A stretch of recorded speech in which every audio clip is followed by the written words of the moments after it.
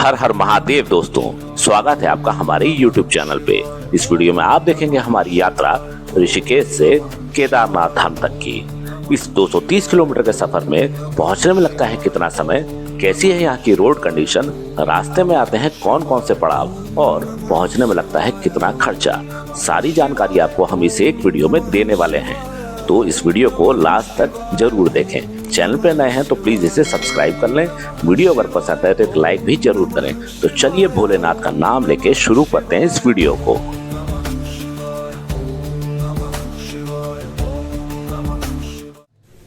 Hello दोस्तों, मैं हूं आपका होस्ट आकाश और इस समय आप हमें देख पा रहे हैं ऋषिकेश के जानकी सेतु पे। आज हमें ऋषिकेश से केदारनाथ जाना था, जिसके लिए हम बुलेट बाइक रेंट पे लेने वाले थे। इसका खर्चा हमें 1000 रुपए पर डे का पड़ा। अभी आप देख पा रहे हैं इसी दुकान से हमने ये बुलेट बाइक रेंट पे ली। नमस्कार, मेरा नाम आशीष रयाल है। ऋषिकेश टिप्स का ऑनर हूँ मैं। हमारा बाइक रेंटल का व्यवसाय है। तो बाइक रेंटल में हमारे पास क्लासिक 350 मिल जाती है, आपको क्लासिक रिबॉन मिल जाती है, हंटर मिल जाएगी, मीटियोर मिल जाएगा और हिमालयन 411 हो जाएगा, 450 हो जाती है और गोरिल्ला आपको मिल जाती है। बेसिकली आप इसे 4 धाम का टूर कर सकते हो। उत्तराखंड में कहीं भी आप विजिट कर सकते हो, सिर्फ नैनीताल डिस्ट्रिक्ट को छोड़ के। धन्यवाद। तो अपनी बुलेट पे हमने अपने बैग बांध दिए थे और इस समय सुबह के 7:30 बज रहे थे। अब हम निकल चुके थे ऋषिकेश से केदारनाथ के लिए। सुबह के समय ऋषिकेश का ये ट्रैफिक आप देख सकते हैं। आजकल 4 धाम यात्रा चल रही है, तो ट्रैफिक भी जोरों शोरों से आपको इस रोड पे नजर आता है। केदारनाथ की दूरी ऋषिकेश से तकरीबन 230 किलोमीटर की है। अगर आप बाइक से जा रहे हैं तो आपको पहुंचने में आज की डेट में, जब 4 धाम यात्रा चल रही होती है, तो 12 घंटे का समय लगता है। अगर आप कार से जा रहे हैं तो यही दूरी तकरीबन 15 से 20 घंटे की बन जाती है, क्योंकि रास्ते में आपको कई जगह पे काफी लंबे ट्रैफिक जाम का सामना करना पड़ता है।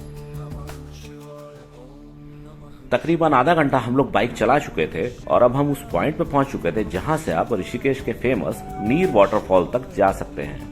थोड़ी देर बाद ही अब एग्जिट आने वाला है नीलकंठ महादेव मंदिर के लिए। आप हमारे YouTube चैनल पे जाके भगवान भोलेनाथ के इस पावन धाम के दर्शन भी कर सकते हैं।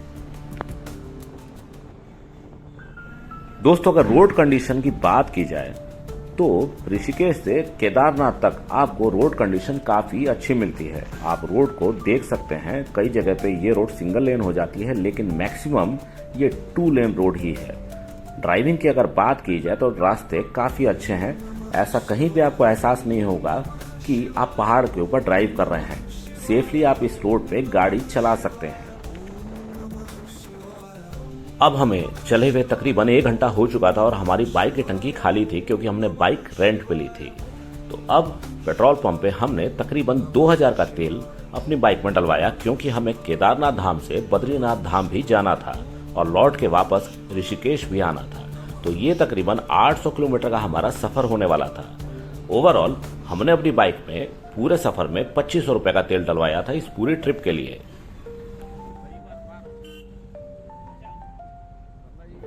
अब हम शिवपुरी शहर पहुंच चुके थे।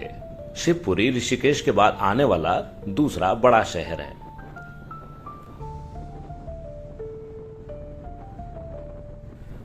दोस्तों, केदारनाथ धाम को 2 मई 2025 को खोला गया था इस वर्ष, और साथ ही साथ इसे बंद कर दिया जाएगा दीपावली के समय। जुलाई और अगस्त केदारनाथ धाम आने के लिए अनसेफ कहे जा सकते हैं, क्योंकि इस समय यहाँ पे भारी बारिश होती है और लैंडस्लाइड होने का बहुत बड़ा अनुमान होता है। तो उस वक्त आप यहाँ पे ना आए। मई, जून और सितंबर, अक्टूबर यहाँ आने के लिए सेफ महीने माने जाते हैं। अगर आप भीड़ से बचना चाहते हैं तो आप सितंबर, अक्टूबर में दर्शन करने के लिए आ सकते हैं। जून का महीना केदारनाथ धाम के लिए सबसे ज्यादा क्राउडेड माना जाता है। आप हमारे आने वाली वीडियोस में देखेंगे किस तरह से लाखों की तादाद में भक्त भगवान केदारनाथ के दर्शन करने के लिए व्याकुल हैं। आप ऋषिकेश से केदारनाथ तक बस के माध्यम से भी पहुंच सकते हैं, जिसका किराया तकरीबन 1000 रुपए लिया जाता है। साथ ही साथ आपको कई टूर ऑपरेटर्स भी मिल जाते हैं, जिनकी टैक्सियों की मदद से आप आसानी से केदारनाथ धाम पहुंच सकते हैं। अगर आप बाइक से जाना चाहें तो आप बाइक से भी जा सकते हैं, जिससे आपका समय तो बचता है लेकिन कंफर्ट थोड़ा बाइक में आपको कम ही मिलता है।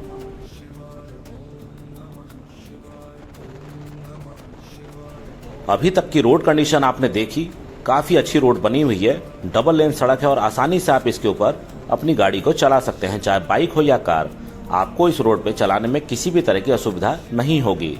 इवन पूरे रोड 230 किलोमीटर के डिस्टेंस में आपको सिर्फ गुप्तकाशी में पहुंच के ही थोड़ा सा पहाड़ के ऊपर एलिवेशन गेन करना पड़ता है, अदरवाइज ये रोड स्मूथ ही आपको दिखती है और इसका लेवल आप देख सकते हैं। कहीं से भी आपको ऐसा नहीं महसूस होगा कि आप पहाड़ के ऊपर गाड़ी चला रहे हैं।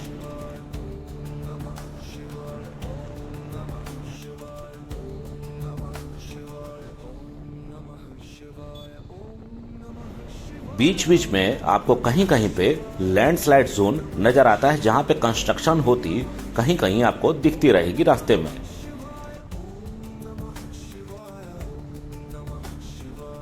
अभी हम जिस रोड पे मौजूद हैं, ये चार धाम यात्रा की मुख्य सड़क है। यहां तक कि हेमकुंड साहिब गुरुद्वारे के लिए भी इसी रोड से श्रद्धालु जाते हैं। जैसे जैसे हम इस रोड पे आगे बढ़ते चले जाएंगे, वैसे वैसे अलग अलग धामों के लिए सड़कें विभिन्न दिशाओं में अलग होती चली जाती हैं। सबसे पहला जो जंक्शन पॉइंट आता है वो है देवप्रयाग, जहां से आप हेमकुंड साहिब, केदारनाथ और बद्रीनाथ के लिए अलग हो जाते हैं और गंगोत्री और यमुनोत्री के लिए दूसरी सड़क आपको पकड़नी पड़ती है।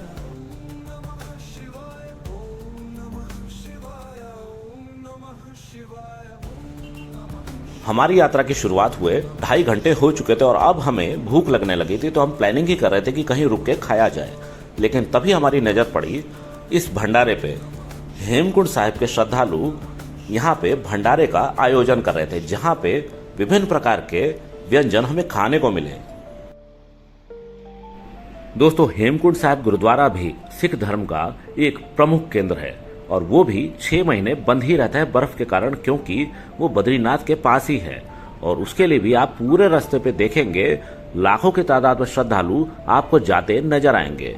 अगर आपके पास कुछ समय बाकी है तो आप हेमकुंड साहिब गुरुद्वारे के भी दर्शन कर सकते हैं।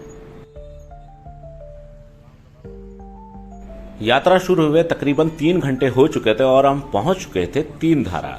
ये वो जगह है जहां पे आपको कई सारे खाने पीने के ऑप्शंस मिलते हैं। छोटे छोटे ढाबे और रेस्टोरेंट्स यहाँ पे कई सारे हैं, जिस वजह से थोड़ा ट्रैफिक जाम भी यहाँ पे लग जाता है। और खास बात यह है कि अगर आप बस से केदारनाथ धाम या बद्रीनाथ धाम जा रहे हैं तो यहाँ पे बस वाले हॉल्ट लेते ही हैं लंच करवाने के लिए। हम तो पहले ही भंडारे में भोजन ग्रहण कर चुके थे, तो इस वजह से हम यहाँ पे नहीं रुके और अपनी यात्रा को आगे बढ़ाते चले।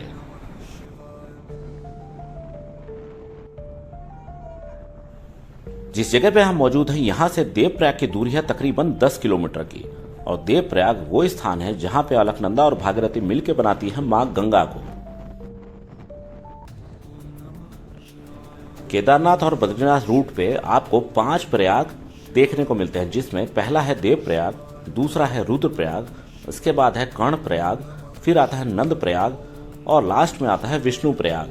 ये सभी प्रयाग अलग अलग नदियों के संगम को कहा जाता है। हमारे आने वाली सीरीज में आप इन सभी संगम को देख सकते हैं। सारे प्रयाग हम आपको अपनी वीडियोस में दिखाएंगे। लीजिए, अब हम पहुंच चुके हैं पवित्र देवप्रयाग में।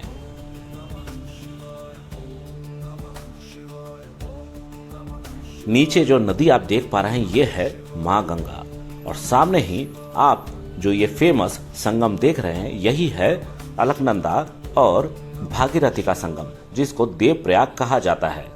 आप दोनों के अलग अलग रंगों को देख सकते हैं। सामने की नदी जो आप अभी देख पा रहे हैं एकदम सामने, वो है अलकनंदा, जिसके साथ साथ अब हमें आगे बढ़ना है। और नीचे जो आप नदी साइड से आती देख पा रहे हैं ये है भागीरथी नदी, जो गंगोत्री की तरफ निकल जाती है। अगर आपके पास समय हो तो आप देवप्रयाग संगम में भी स्नान कर सकते हैं। सामने ही आप भारत की सबसे पुरानी संस्कृत यूनिवर्सिटी को देख सकते हैं। संस्कृत विश्वविद्यालय देवप्रयाग में ही स्थित है और देवप्रयाग संगम देखने के लिए यहाँ पे काफी ट्रैफिक जाम लग जाता है।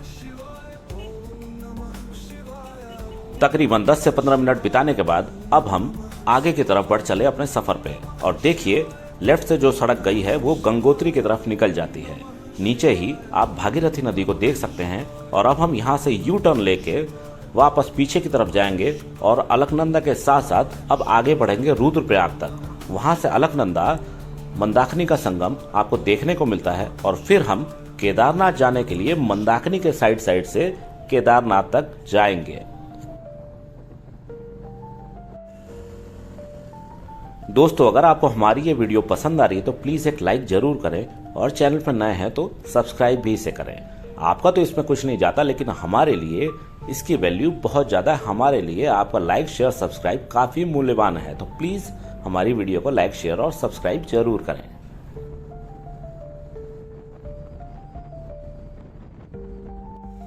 देखिए यहाँ पे एक कार का एक्सीडेंट हो गया। पहाड़ों पे गाड़ी चलाते समय आपको सावधानी बरतनी ही पड़ेगी, अन्यथा काफी भारी पड़ सकता है। अगर आप बाइक से जा रहे हैं तो आपको तो स्पीड को और नियंत्रित करके चलना पड़ता है, क्योंकि बाइक को टर्न लेने में समस्या होती है। कार में तो स्लिप होने का खतरा नहीं होता, लेकिन अगर आप बाइक से जा रहे हैं तो आपको थोड़ा संयम और ज्यादा मेंटेन करके चलना पड़ता है। ये सच्चाई है दोस्तों कि अगर गूगल मैप आपको 10 घंटे का डिस्टेंस एक पॉइंट से दूसरे पॉइंट का दिखा रहा है पहाड़ों पे, तो वो डिस्टेंस कार के लिए तो पॉसिबल है क्रॉस करना उतनी ही देर में, लेकिन बाइक से वही दूरी आप तकरीबन 15 घंटे के अंदर पूरी करेंगे। क्योंकि बाइक सीधी रोड के लिए तो सही है, जहां पे स्ट्रेट ड्राइव करनी है, लेफ्ट राइट टर्न नहीं लेने, लेकिन पहाड़ों के ऊपर बाइक चलाना काफी रिस्की होता है, क्योंकि आपको हर जगह पे शार्प टर्न देखने को मिलते हैं और बाइक स्लिप होने का खतरा बहुत ज्यादा बना रहता है। तो अगर आप बाइक से पहाड़ पे यात्रा कर रहे हैं तो आप सावधानी मेंटेन करके ही चलें, अन्यथा काफी भारी पड़ सकता है आपको। अब हम कीर्तिनगर पहुंच चुके थे।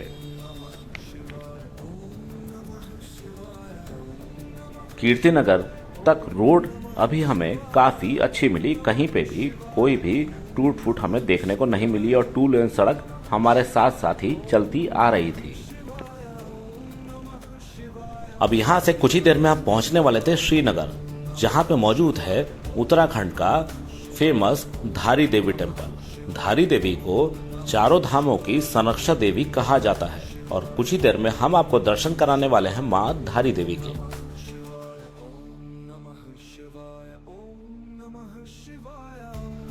दोस्तों आपकी इंफॉर्मेशन के लिए एक जरूरी बात बता देते हैं। अगर आप धारी देवी मंदिर दर्शन करना चाहते हैं तो अगर आप अपनी गाड़ी से आ रहे हैं तो आप 2 किलोमीटर पहले ही इस रोड की मदद से धारी देवी मंदिर तक डायरेक्टली पहुंच सकते हैं। लेकिन अगर आपने इस कट को मिस कर दिया तो आपको धारी देवी मंदिर तक सीढ़ियों से उतर के जाना पड़ता है, जो आपको काफी थका सकता है, क्योंकि आपका सफर काफी लंबा है और आपको अपने एनर्जी को बचा के रखना चाहिए। तो अगर आप 2 किलोमीटर पहले इस रोड का प्रयोग करते हैं तो ये सड़क आपको डायरेक्टली धारी देवी मंदिर तक ले जाती है।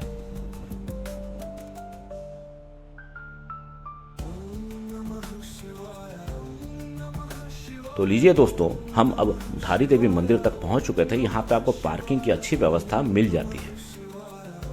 अगर आप केदारनाथ धाम या बद्रीनाथ धाम जा रहे हैं तो रास्ते में ही आने वाले इस मंदिर के दर्शन आपको जरूर करने चाहिए।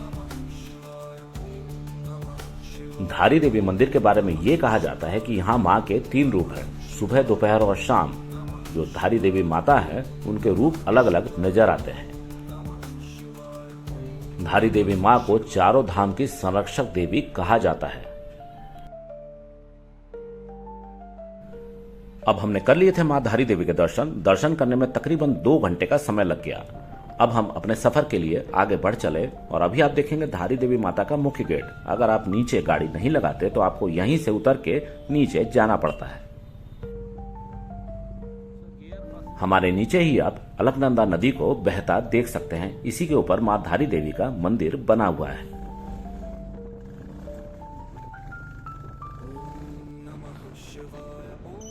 इस समय हम उत्तराखंड के श्रीनगर शहर के अंदर ट्रेवल कर रहे हैं। दोस्तों अभी तक की ये वीडियो आपको कैसी लग रही है प्लीज कमेंट्स में हमें जरूर बताएं।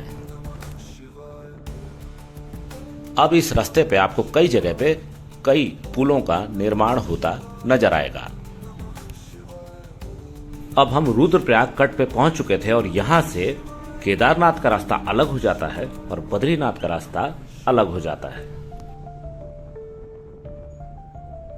और अब यहीं से अलग हो जाती है अलकनंदा से मंदाकिनी नदी, और मंदाकिनी नदी के साथ साथ ही अब हमें केदारनाथ धाम तक जाना है। अब आप सामने देख सकते हैं रुद्रप्रयाग संगम। थोड़ी देर में ही हम आपको रुद्रप्रयाग की सुंदर तस्वीरें दिखाने वाले हैं। अगर आपको बद्रीनाथ धाम और हेमकुंड साहिब जाना है तो थोड़ी देर पहले ही जो हमने आपको कट दिखाया था वहीं से आपको अलग हो जाना है। अब आप देख सकते हैं ये है पवित्र रुद्रप्रयाग संगम। ये जो डार्क पानी आप देख रहे हैं ये है मंदाकिनी नदी, और जो लाइट कलर का पानी आपको नजर आ रहा है वो है अलकनंदा नदी।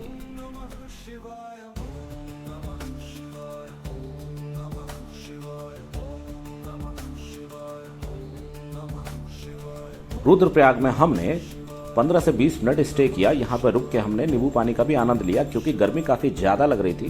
दोपहर के 2 बज रहे थे इस समय।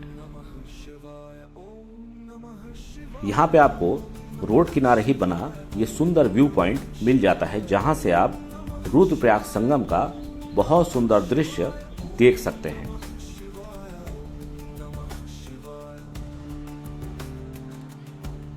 बाकी अब हम केदारनाथ के लिए रुद्रप्रयाग से आगे बढ़ेंगे। बाकी के 3 प्रयाग आपको बद्रीनाथ रूट पे देखने को मिलते हैं, जो कि हैं कर्णप्रयाग, नंदप्रयाग और विष्णुप्रयाग। केदारनाथ रूट पे अब कोई भी प्रयाग देखने को नहीं मिलेगा। सामने जो टनल आपको नजर आ रही है ये टनल आपको बद्रीनाथ हाईवे पे ले जाती है। अगर आप केदारनाथ की तरफ से बद्रीनाथ जाना चाहते हैं तो इस टनल की मदद से आप बद्रीनाथ हाईवे तक पहुंच जाते हैं।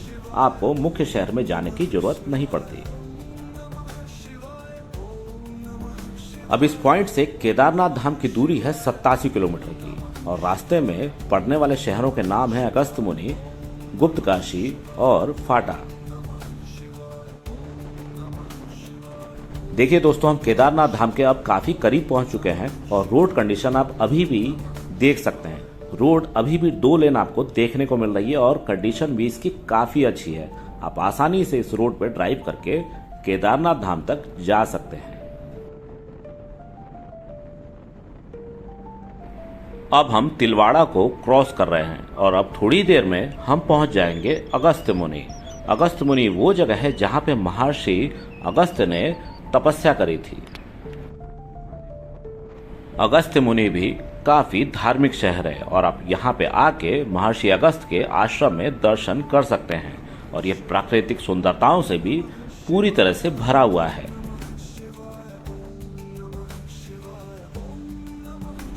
अब हमारा अगला डेस्टिनेशन आने वाला था गुप्तकाशी, जो यहाँ से तकरीबन 35 किलोमीटर की दूरी पे मौजूद था। गुप्तकाशी से आपको काफी एलिवेशन गेन करना पड़ता है और वहाँ पे रोड आपको थोड़ी पतली मिलती है। वहाँ पे 2 लेन सड़क आपको नहीं मिलेगी। वहाँ जाके आपको ट्रैफिक जाम का सामना करना पड़ सकता है।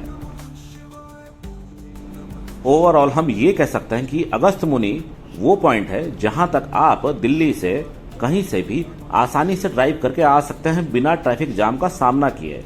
लेकिन इसके आगे आने वाला शहर है गुप्तकाशी, जहां पे रोड थोड़ी नैरो हो जाती है और थोड़ा पहाड़ी ड्राइव वहां पे आपको करनी पड़ती है। तो वहां से आपको ट्रैफिक जाम केदारनाथ जाने के लिए नजर आता है।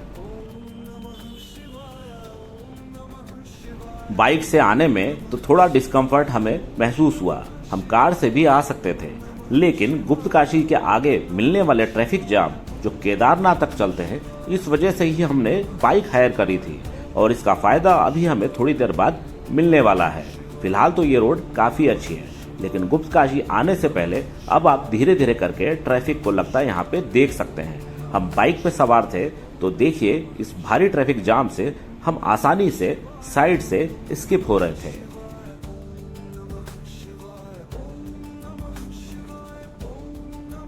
ये ट्रैफिक जाम तकरीबन 5 किलोमीटर लंबा था, लेकिन हमारी गाड़ी बिना इस ट्रैफिक में रुके आगे बढ़ती ही चली गई।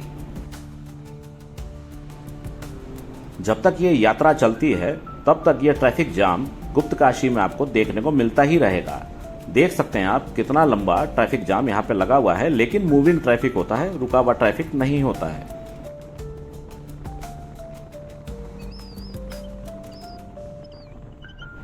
अब हम थोड़ी देर में ही गुप्तकाशी पहुंचने वाले हैं, जहां से मैंने आपको पहले ही बताया कि वहां से 2 लेन सड़क खत्म हो जाती है, क्योंकि वहां पे पहाड़ के ऊपर आपको ड्राइव करनी पड़ती है, थोड़ा एलिवेशन गेन करना पड़ता है, तो वहां पे ट्रैफिक की कंडीशन थोड़ी सी स्लो हो जाती है।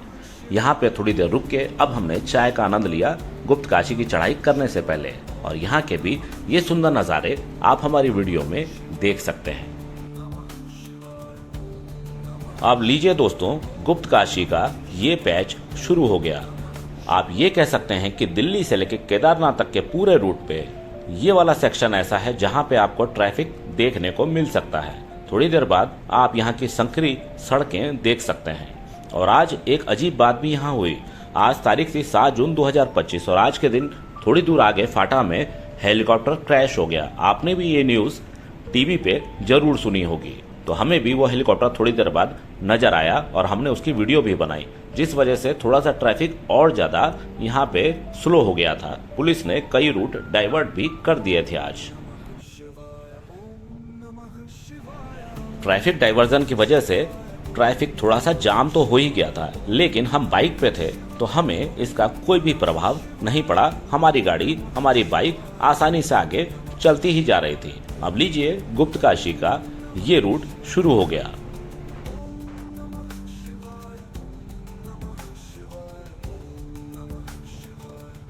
जब से हम ऋषिकेश से चले हैं, फर्स्ट टाइम हमें ऐसा फील हुआ कि अब हम पहाड़ के ऊपर ड्राइव कर रहे हैं, क्योंकि यहाँ की सड़कें सिंगल लेन है और यहाँ पे ट्रैफिक भी देखने को मिलता है।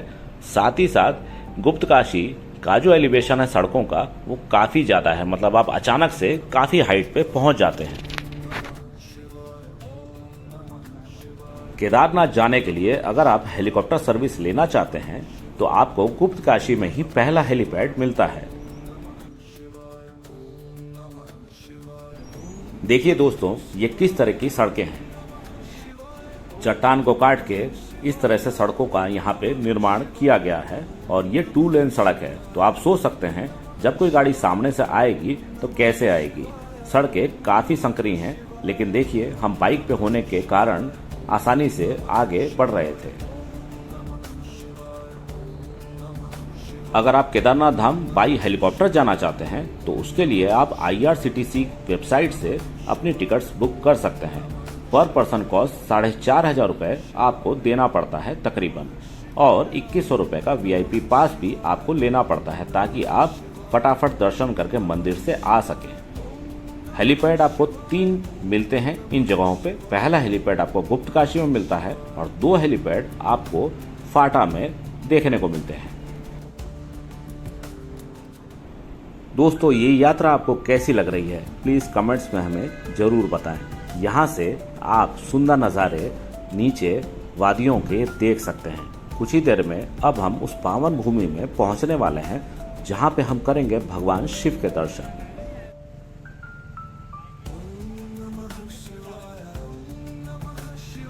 दोस्तों, अब हम काफी ऊंचाई पे पहुंच चुके थे और यहाँ से आप नीचे का ये सुंदर नज़ारा देख सकते हैं हमारी इस वीडियो में।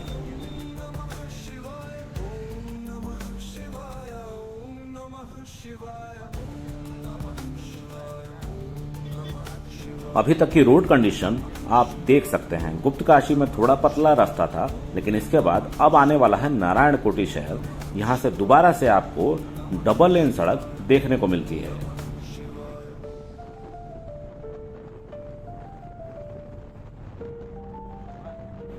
दोस्तों, हमारी ये यात्रा जीवन का एक अद्भुत अनुभव साबित हुई। हम पहली बार केदारनाथ धाम दर्शन करने भगवान के गए थे और ये सफर हम अपने जीवन में कभी नहीं भूल सकते। हमारे आने वाले एपिसोड्स में आप हमारी यात्रा देखेंगे गौरीकुंड से लेके केदारनाथ धाम तक की। साथ ही साथ हम आपको कराएंगे भगवान केदारनाथ के साक्षात दर्शन। अगर आपने आज तक केदारनाथ धाम के दर्शन नहीं किए तो एक बार यहाँ पे जरूर आए। चढ़ाई जरूर कठिन है, लेकिन एक बार जब आप दर्शन कर लेंगे तो आपकी सारी थकान मन से उतर जाएगी।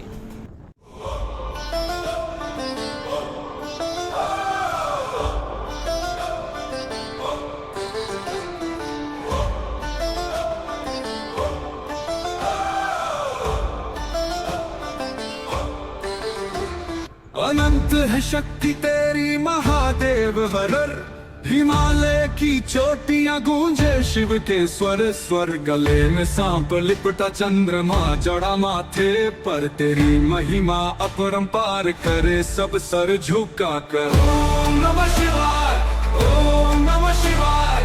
जीवन में जो भी पाए तेरा ही वरदान पाए। हर हर महादेव, हर हर महादेव। तू ही आदि, तू ही अंत, भक्ति का वेद।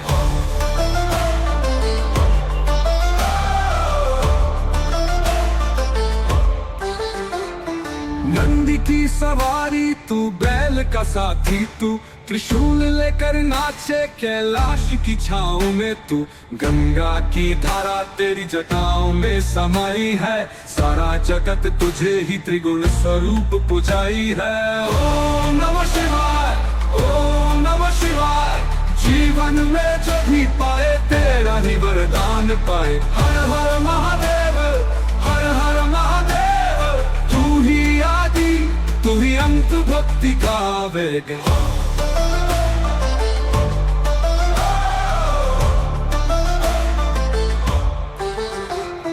जिसने तेरा नाम लिया संकट उसका हर जाए। तेरा दर्शन पाकर मन में शांति आ जाए। भोलेनाथ की मूरत से घर में उजाला हो, दिन रात जब भी पुकारे तेरा ही उजाला हो। ओम नमः शिवाय, ओम नमः शिवाय। जीवन में जब भी पाए तेरा ही वरदान पाए। हर हर महादेव, हर हर महादेव। तू ही आदि, तू ही अंत, भक्ति का वेद।